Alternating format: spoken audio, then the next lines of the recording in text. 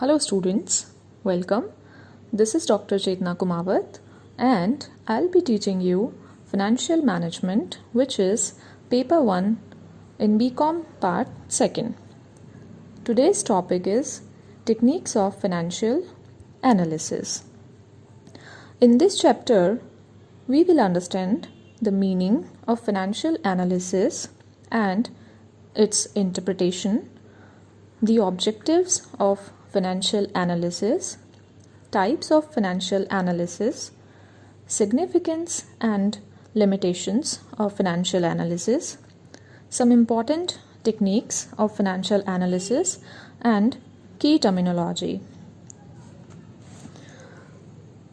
Financial statements are only the means of providing general information regarding operational results and financial position of a business firm. These statements merely contain financial data about business events which do not reveal any significant conclusions such as efficiency of the management, strength and weakness of the firm, index of future progresses, etc. Therefore, their meaning and significance are not known till their users like managers, lenders, investors, etc. do not analyze and interpret them for their specific purposes.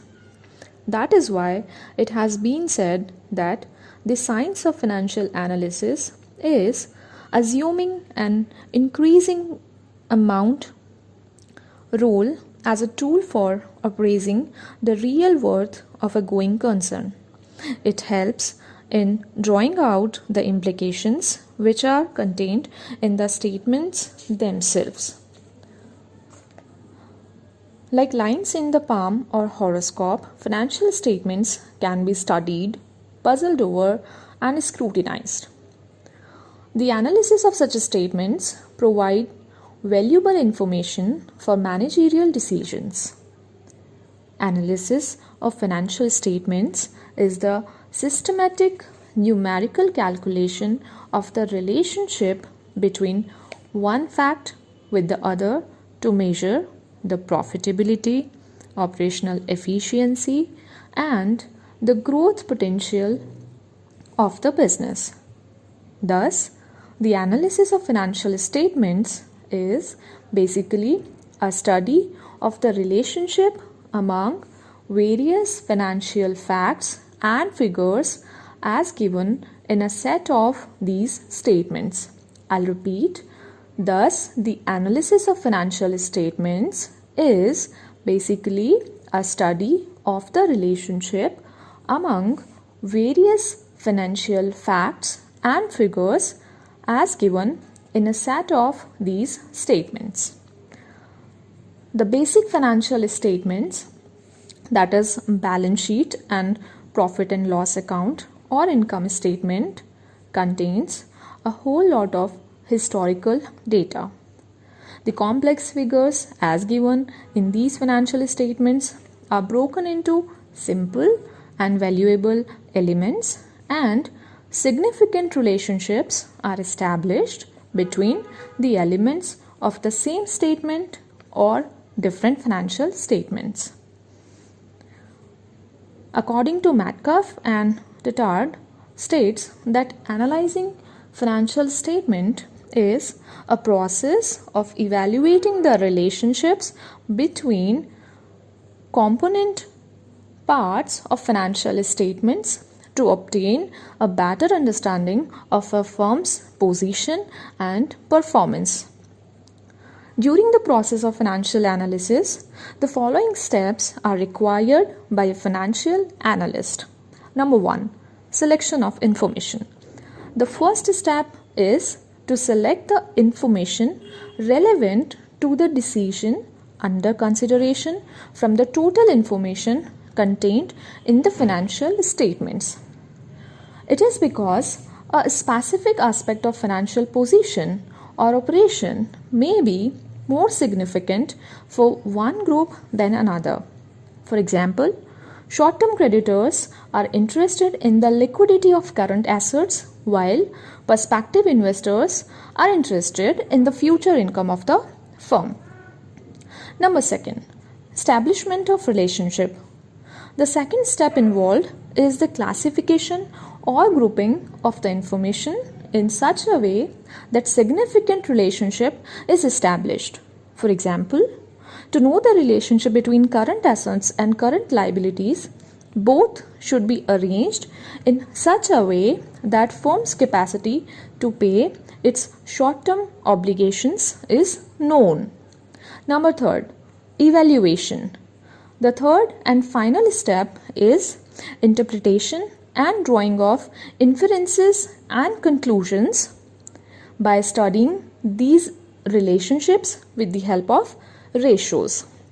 So, in brief, financial analysis is the process of selection, relation, and evaluation.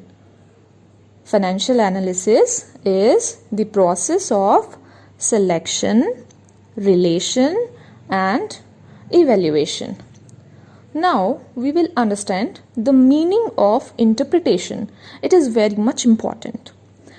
After making analysis of financial statements, the next step is to use one's mind for forming an opinion about the enterprise. This is the interpretation stage or the next step to analysis. Interpretation means to explain the financial position and earning capacity of the firm that may be understood even by a layman who does not know accounting. Thus, interpretation is to explain financial statements on the basis of analysis. It can also be defined as a critical examination of some financial transactions affected during a definite period of time and drawing conclusions on that basis. In the word of Spicer and Pegler, interpretation of accounts may be defined as the art and science of translating the figures there in such a way as to reveal the financial strength and weakness of the business and the causes which have contributed thereon. Thus, interpretation of financial statements is really an art and has a wider scope which includes all processes such as arrangements, analysis, establishment, relationships between available facts, and drawing conclusions on that basis. Interpretation is a mental process based on analysis and criticism. Now, what is the difference between analysis and interpretation? From the above discussion, it is clear that analysis and interpretation are two separate processes. Analysis refers to the process of fact-finding and breaking down a complex set of figures into simple elements, while interpretation means critically examining and drawing conclusions from the simplified elements. Scientific analysis is thus a prerequisite to interpretation. Interpretation includes both analysis and criticism. The analysis and interpretation of financial statements requires a comprehensive and intelligent understanding of their nature and limitations. Thus, both the processes are interrelated because interpretation is not possible without analysis, and without interpretation, analysis has no values.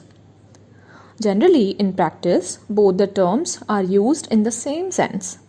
Analysis and interpretation acts as a bridge between the art of recording and reporting financial information and the act of using this information.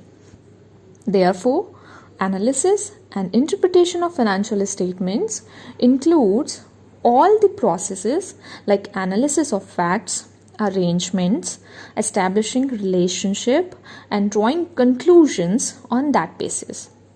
In this regard, Candy and Mueller have rightly observed the analysis and interpretation of financial statements is an attempt to determine the significance and meaning of financial statements data so that the forecast may be made of the prospects for future earnings, ability to pay interest and debt on maturities, and probability of a sound dividend policy. Now let's understand objectives of financial analysis. A number of groups like shareholders, creditors, debenture holders, management, government, etc. have interest in the financial statements of a business firm. This interest differs with the objectives among various groups. For instance, the shareholders are interested in the earning per share and dividend payout ratio that have an important bearing on the market price of the shares. The short-term creditors are mainly interested in the firm's ability to repay its current liabilities, which involves the analysis of composition of current assets and current liabilities. The debenture holders, on the other hand, are mainly concerned with the composition of capital structure and the firm's projected earnings. The management of the firm requires the financial statements for the purpose of evaluation and decision making. Thus, it is clear that the objectives of analysis of financial statements differ according to the purpose for which analysis is required. But there are certain common objectives. As Dr. Suryakant Das has said, the main objective of the analysis of financial statements is to ascertain the solvency of a business concern through its balance sheet, determination of profitability or operational efficiency from income statement, and evaluation of financial statements in comparison to the firms of the same status. A few most specific common objectives of financial statement analysis are as follows. Number 1. Measuring financial soundness. The business must know its financial soundness, which can be measured by calculating different ratios like proprietary and fixed assets ratio. If it is found adverse, then corrective steps can be taken. Number 2. Judging solvency. Creditors are always interested in knowing the solvency, that is, capacity of the business to repay their loans. This can be ascertained by looking into the facts such as whether current assets are sufficient to meet current liabilities, proportion of current assets to liquid assets, future prospectus of the business, whether debentures or other loans are secured or not, and managerial efficiency of the firm. Number 3. Measuring profitability. Financial statements show the gross profit, net profit, and other expenses. The relationship of these items can be established with sales to ascertain profitability, gross profit, net profit, expenses, and operating ratios may be calculated. In the case of improving or declining profitability ratios, the causes responsible for the performance can be evaluated. Number 4. Judging operational efficiency. It is very significant to know the operational efficiency of the management. The operational efficiency of the business can be assessed by matching the amount of manufacturing, selling, distribution, and financial expenses of the current year with the corresponding expenses of the previous year. This can also be judged by calculating profitability ratios. Number 5, indicating trends of achievements. Financial statements of the previous years can be compared and the trends regarding various expenses, purchases, sales, gross profit, and net profit can be ascertained. The values of assets and liabilities can be compared, and the future prospects of the business can also be indicated. Number 6, assessing the growth potential. The trend or dynamic analysis of the business provides sufficient information indicating the growth potential of the business. If the trend predicts gloomy picture, effective measures can be taken to correct it. If the cost of production is rising without corresponding increase in selling price, efforts should be made to reduce cost of production. Number 7, inter-firm and intra-firm comparison. Analysis of the financial statements can be made with previous year's performance of the same firm and with the performance of the other firms in the industry. Intra-firm analysis provides an opportunity of self-appraisal, whereas inter-firm analysis presents the operational efficiency of the firm as compared to other firms. Comparison helps in detecting weaknesses and adopting corrective measures. Number 8, deciding future line of action. Analysis of financial statements indicates growth potential of the business. Comparison of actual performance with the standard performance shows the shortcomings. The analysis provides sufficient information regarding the profitability, performance, and financial soundness of the business. On the basis of these information, effective forecasting, budgeting, and planning can be done. Number 9, systematic presentation of data. Analysis of financial statements is an effective tool for simplifying, systematizing, and summarizing the monotonous data. An average person who has no knowledge of accounting can draw conclusions from the ratios. The facts can be made more attractive by graphs and diagrams, which can be easily understood. With regard to the objectives of financial analysis and interpretations, Halford E. Rich A., in his book Techniques of Financial Analysis, has observed that the main purpose of financial analysis is to provide reasonable clues and answers to specific questions posed by problem of interest to analyst.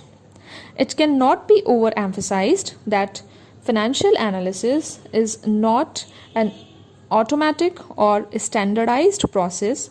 Rather, it is flexible approach tailored to suit the needs of the specific situation.